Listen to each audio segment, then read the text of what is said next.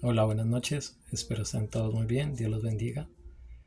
A mí me corresponde hablar sobre este primer capítulo del libro que estamos siguiendo en el grupo y el cual se titula este capítulo Líderes de papel con pies de barro y armaduras ajenas.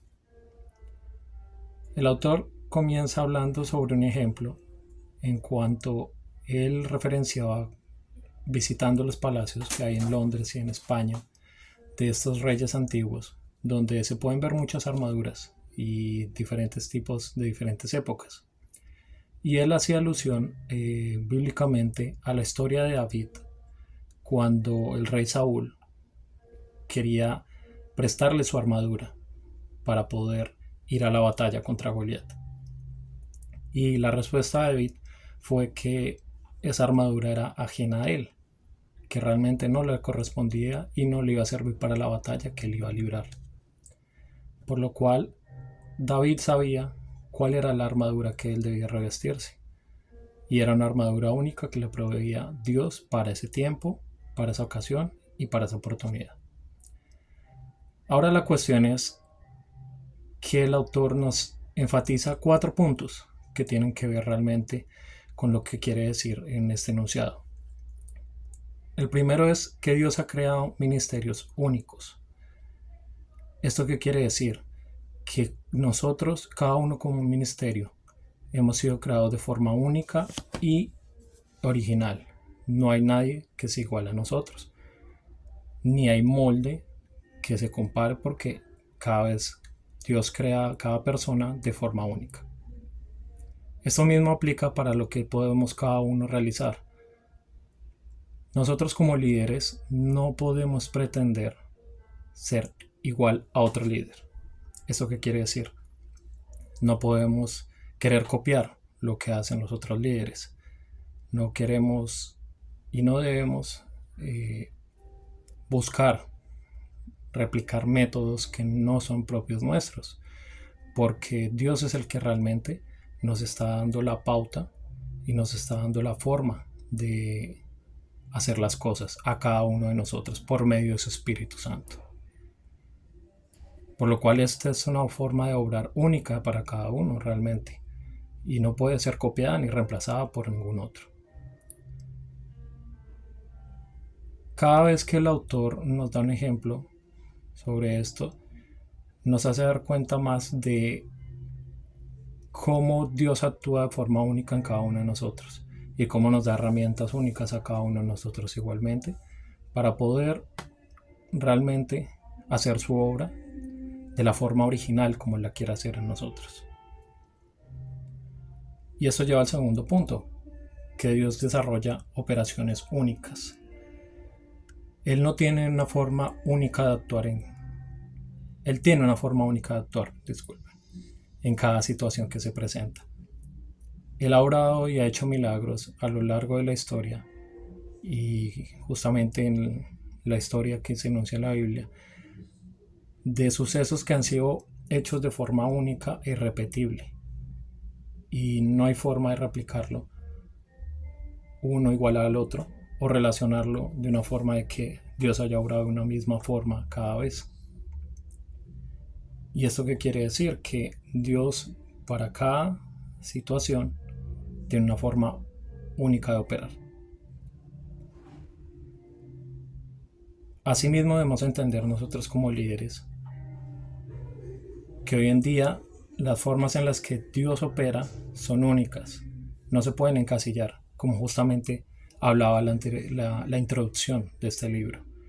No podemos encasillar a Dios y al Espíritu Santo en una forma única de actuar, en una forma única de realizar su obra, porque hoy en día cada vez más vemos que en los líderes que usa Dios para realizar su obra, Él actúa de manera peculiar en cada uno. Y a lo que quiero llegar también con esto es que Dios considera cada situación como única. Y esto es a lo que refiere el tercer punto de este capítulo.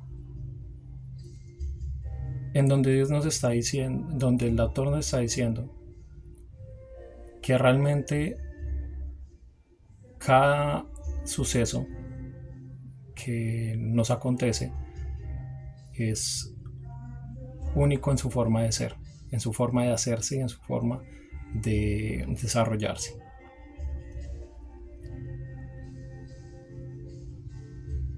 Dios considera cada situación única porque Él no ha obrado de la misma forma, como pone varios ejemplos, como lo hizo con Moisés, como lo hizo con Josué, como lo hizo con diferentes líderes que encontramos en la Biblia, y como en cada situación Él los ayuda de una forma diferente. Pero ellos entendiendo que Dios no obra de la misma forma como lo hizo con el anterior. Y asimismo nosotros como líderes debemos entender de que si Dios ha hecho su obra en grandes personajes, como menciona también el libro, como Billy Graham, Charles Ferguson o diferentes líderes que ha mencionado también, y que nosotros podemos llegar a conocer a lo largo de la historia, debemos entender de que nuestro ideal no es llegar a ser como ellos. Nuestro ideal es llegar a ser la mejor versión de nosotros mismos, conforme a lo que Dios está actuando y obrando en cada uno de nosotros. Por eso el autor enfatiza mucho al hecho de que no hay que copiar lo que hacen los demás. Obviamente podemos tener ejemplos, personas de referencia, líderes, incluso en nuestra misma comunidad, que nos puedan dar una guía de cómo hacer las cosas. Pero ante todo lo que debemos hacer es dejar mover el Espíritu Santo realmente a como Él quiera moverse. Y esto me lleva al último título de este capítulo, como lo mencionó el autor, y es que Dios tiene tiempos únicos. Y esto lo hace referencia a un término que justamente me llegaba de forma anterior y vuelvo a ver enunciado en este libro, y es sobre el Kairos de Dios. Y el Kairos de Dios, en la forma concreta, quiere decir el tiempo y el método en el que Dios hace su obra. O más fácil de explicar es el tiempo y el modo como Dios hace todo a su manera. Y es que debemos entender que los tiempos no son iguales a los tiempos anteriores vividos, ni el tiempo donde nosotros pensemos que vamos a hacer las cosas es el tiempo que Dios tiene destinado para hacerlas. Solo podemos entender su voluntad realmente si hacemos las cosas conforme a lo que el tiempo de Él dicta y al método que Él dicta para hacerlo. No hay otra forma realmente de poder hacer las cosas en el tiempo de Dios, porque nuestros tiempos siempre van a ser conforme a lo que nosotros pensamos en nuestra prudencia. Y ahí es donde fallamos, y ahí es donde realmente los resultados no los vamos a ver de la misma manera. Como líderes debemos sujetarnos a estos principios, a este tiempo, pero sujetarnos al hecho de que Dios obra de maneras inexplicables por medio de su Espíritu Santo, que realmente debemos dejarnos sorprender por lo que Él puede hacer en nosotros, si realmente nos disponemos a que Él obre en nosotros y no hacemos las cosas conforme a lo que es nuestra voluntad, sino la suya. ¿Y esto qué quiere decir sobre el libro que estamos leyendo?